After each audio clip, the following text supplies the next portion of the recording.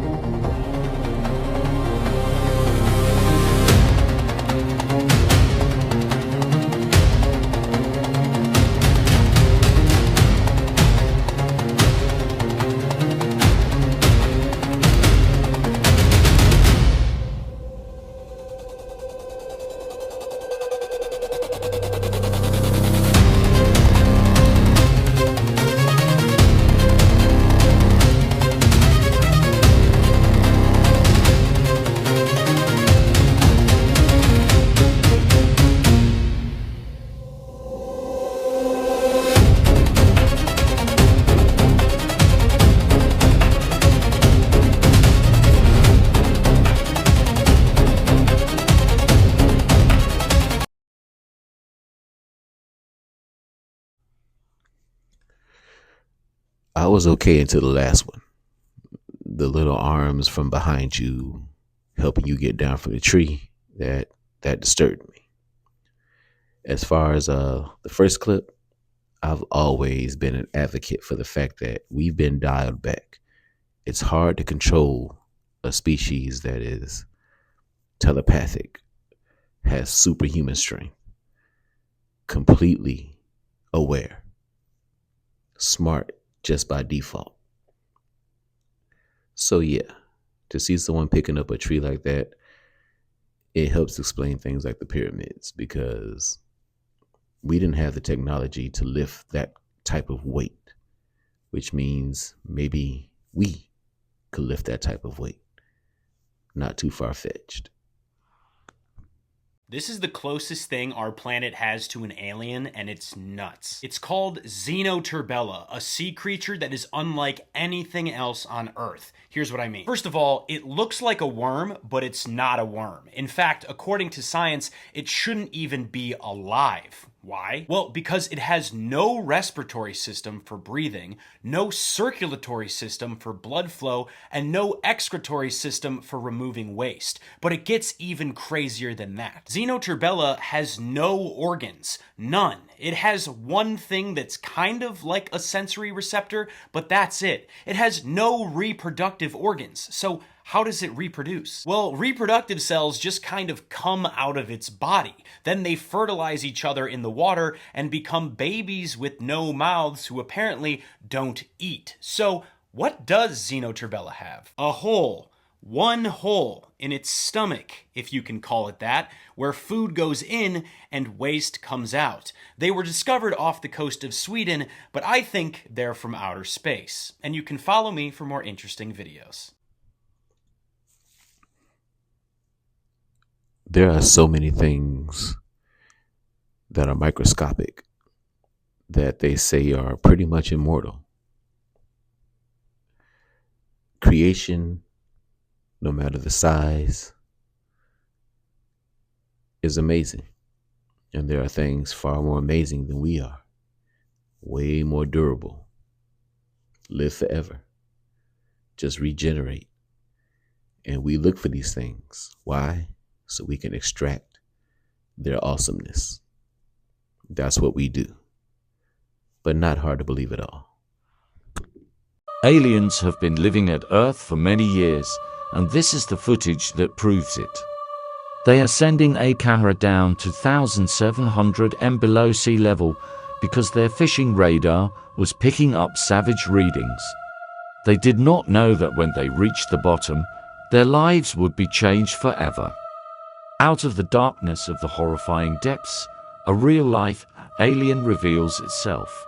This jaw-dropping footage now tells mankind where these rogue aliens are hiding. The fisherman knew by just looking at it. It was plotting to take over the world. By the orange color, we can tell it's an extremely poisonous mammal. The fisherman mysteriously missed supper that night. The tentacled alien followed the boat home and is thought to be living amongst humans on land. Orange eyes equals alien. Well, okay. If you say so. I'm never going to go that deep in the ocean to find out for myself. So if you say that's an alien, and you say you found it that deep in the water, cool, I guess. This doesn't make sense. So I've been trying to figure out what the hell happened here. One person came from there. One person came from there. They meet up right here. They're walking right next to each other, they slept. The video shows a set of footprints captured during a heavy snowstorm where two distinct tracks appear to move in the same direction. At first, it looks completely normal, just two people or maybe two animals passing through the same path. But as the camera follows the prints, something strange happens. The two trails begin to close in, step by step, until they overlap. And then there's only one set left. No signs of turning, no second path splitting off, just one continuous trail, as if whatever was walking there somehow became one. Some viewers were quick to explain it away, pointing out that the prints look like two different shoes, and maybe one person was simply stepping over their own tracks or following closely behind someone else. Others joked about it, comparing it to some kind of fusion moment, but not everyone found it funny, because in the middle of a blizzard with visibility low and everything covered in fresh snow, tracks like that shouldn't just disappear. And if there really were two separate sets, then where did the second one go? Did someone step perfectly into the other's path, or did something else happen out there in the snow? Something that left no trace, except the feeling that for a moment there were two, and then there was only one. Walk and stumble, and then they became one person. I think a piggyback ride ensued from there.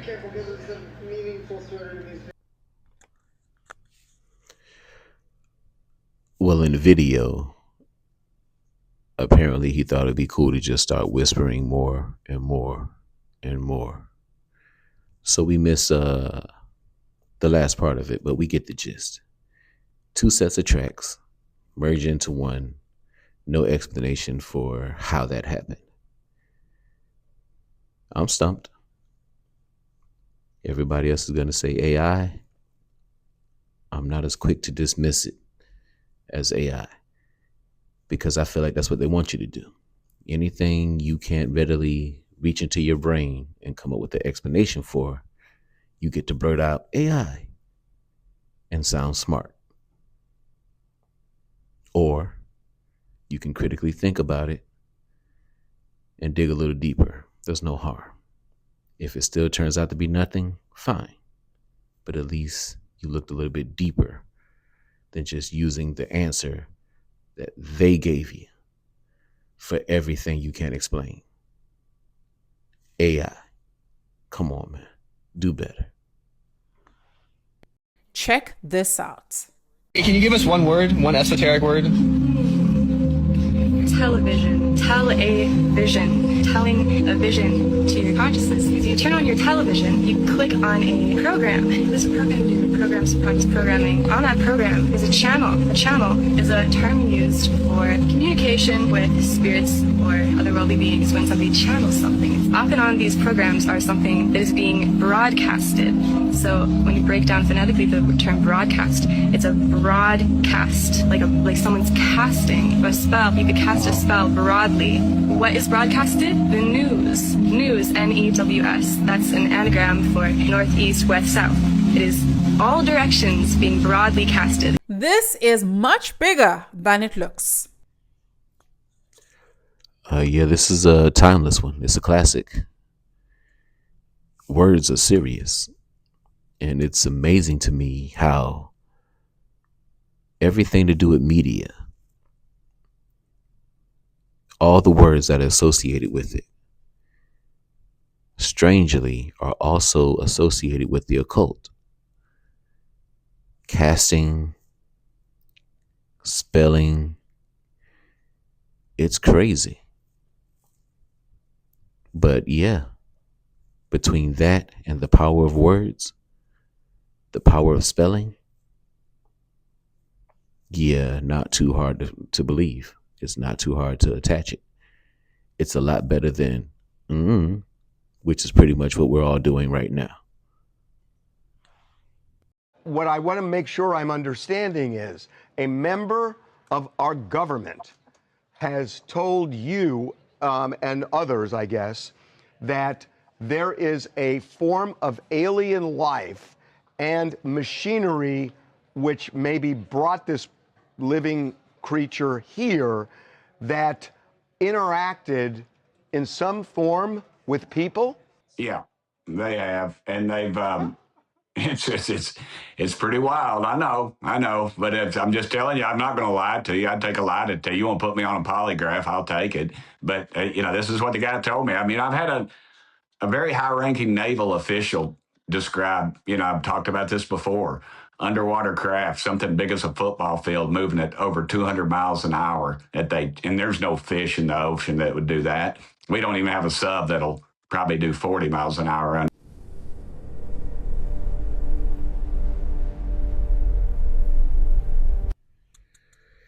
Yep. We know enough to know we don't know anything. I'm not sure if ignorance is actually bliss, but it helps me get through the days a lot easier. I don't know if I could be a top-ranking government official and know everything and then make it through my day the way I do now. Maybe it's a blessing. Oh.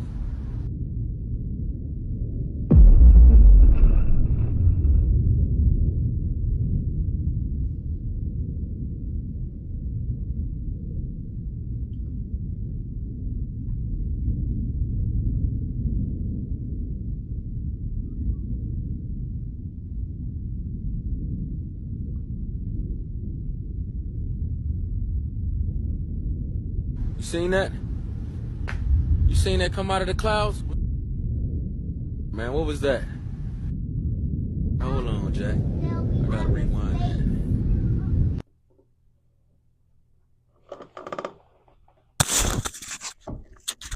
I dropped my microphone, but it's all right.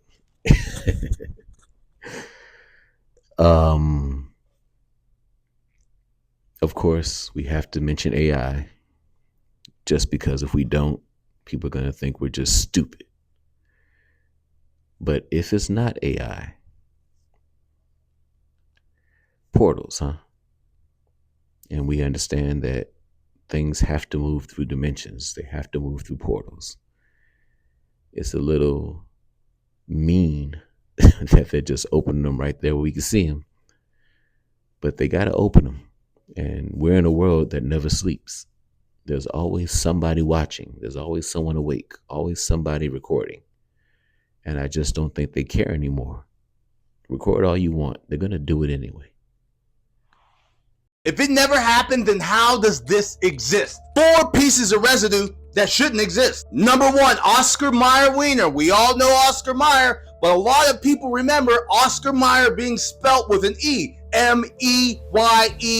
Started in 1883 in Chicago by a German immigrant, Oscar Mayer, become a household name for its Oscar Mayer Wiener. The picture from 2001 that somebody sent in, and if you look at the picture, it looks like Oscar Mayer is spelled with an E. If you look right there, it looks like the E. Don't know. Am I tripping? Are we tripping? Let me know. C-3PO, this is a big one. A lot of people remember C-3PO being all gold, but apparently his right leg is silver. Even though there's a lot of residue of toys of him being all gold, like seen here, even more than that, in the official documentary you've seen here, he actually has 2 gold legs. So when did this change? Did it change in the movie? Was it added, or was it always there? Ella DeVille from 101 Dalmatians. A lot of people remember her with a spotted coat. That was her whole thing. She wanted to make more spotted coats. But did she wear it in the movie? In this timeline, she didn't. But here's official toys from the 90s, and she obviously has a spotted coat on. If it never happened, why does this exist? Maybe I'm tripping on this one. Advanced Auto Parts.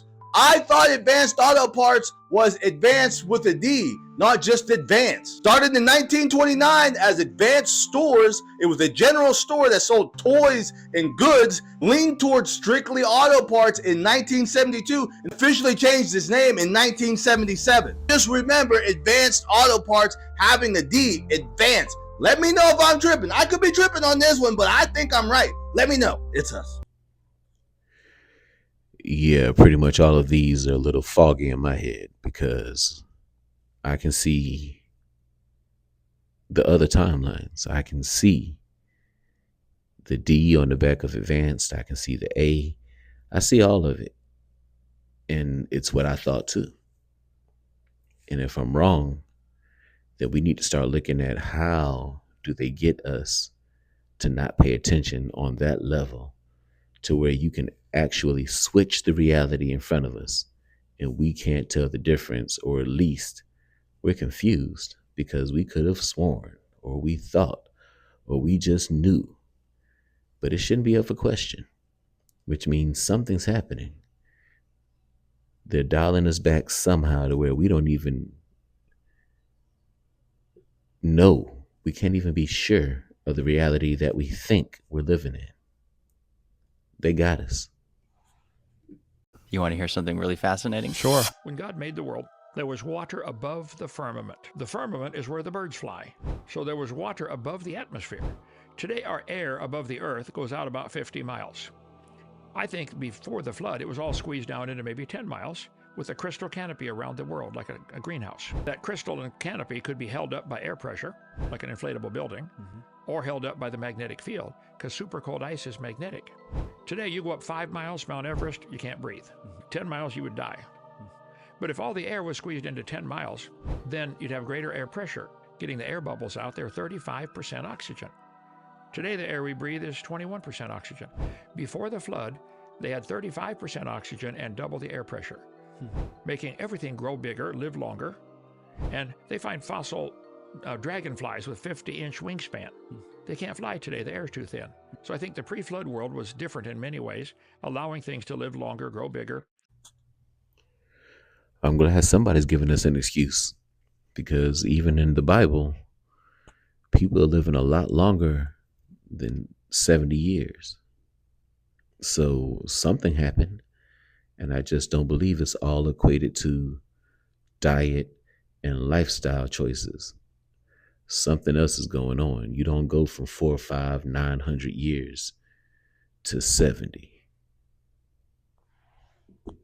It looks like the beast system is rising before our very eyes, and no one is even paying attention.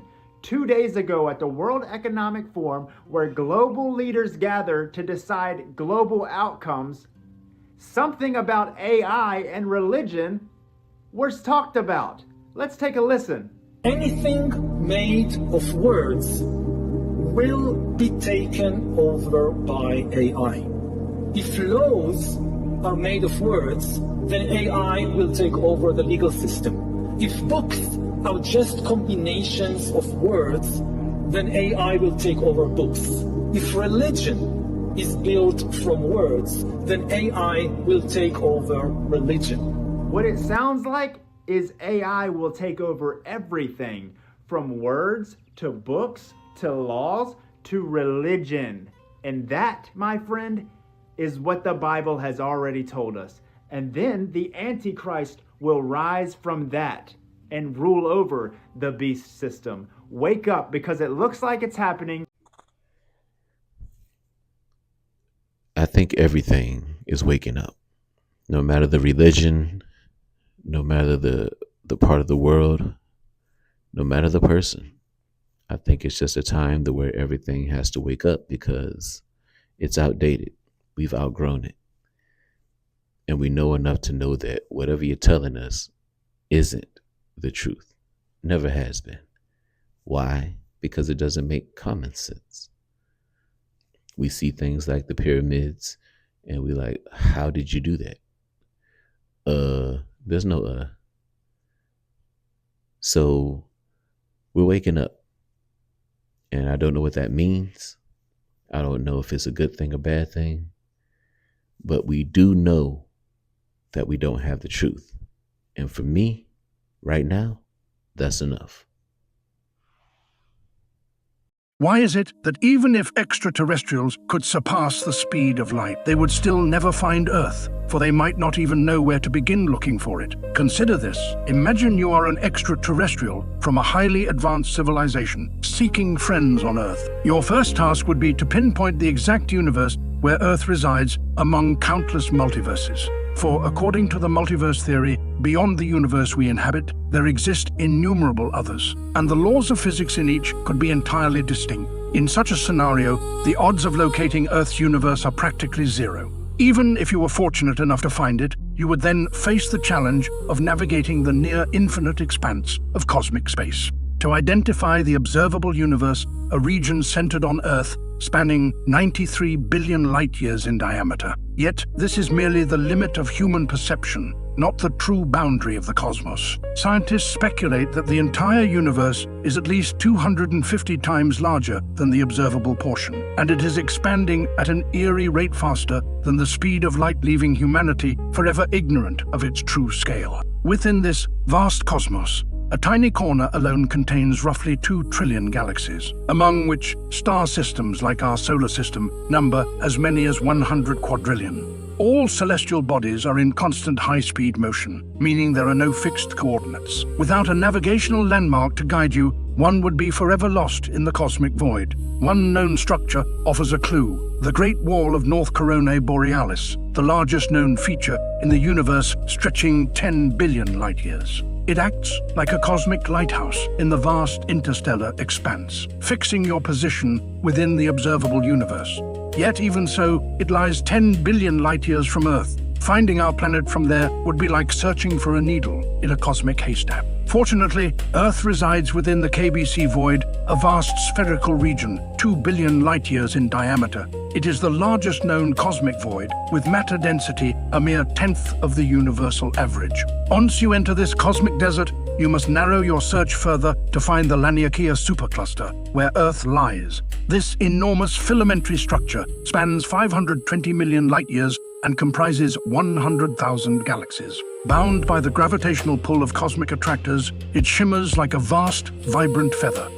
At the tip of this feather lies the Virgo supercluster, 110 million light-years in diameter, home to approximately 2,000 galaxies. If you can distinguish the local group, over 50 galaxies bound together, you will witness 2 galaxies orbiting each other. One of them, a barred spiral, is our Milky Way. Stretching 100,000 light-years across, it harbors at least 400 billion stars. Earth resides within one of its spiral arms, the Orion Arm. On the edge of this arm lies a 300 light-year-wide region, a bunker forged by ancient supernova explosions, housing roughly 1,000 stars. Among them is a 4.6 billion-year-old main sequence star, or Sunday. Finally, traverse the 1 light-year wide Oort cloud to reach the inner solar system with its 8 planets. There, that blue sphere 12,742 kilometers in diameter is our Earth. And so, after navigating the boundless reaches of space, you would at last have found humanity's only home. And this is why I'm not sure any kind of alien would go through the trouble. Once you get here, you're not going to be impressed with what you see. We're smart according to us. We're evolved according to us. We're way better according to us. But the possibilities show that we might just now be getting to the point of being coherent on the big scheme of things. But we are surely still insignificant. We don't know an inkling of what there is to know. And I really hope we get better as a species, because we're capable of almost anything. So impressive. And if the aliens are out there, that's what they're looking at. They're looking at our potential, not what we've done so far. Anyway, another episode down. We've gained different perspectives. We've learned new knowledge. Therefore, we're a little closer to the truth, and we will keep that journey going. Whether we find it or not, knowing that we're chasing it means the truth has to continuously evolve, and all we can do is hope that it makes a mistake along the way. We will find it, or we'll expire trying. Until the next time, I am the theundj. This is Confessing Lies or Telling Stories. I'm out.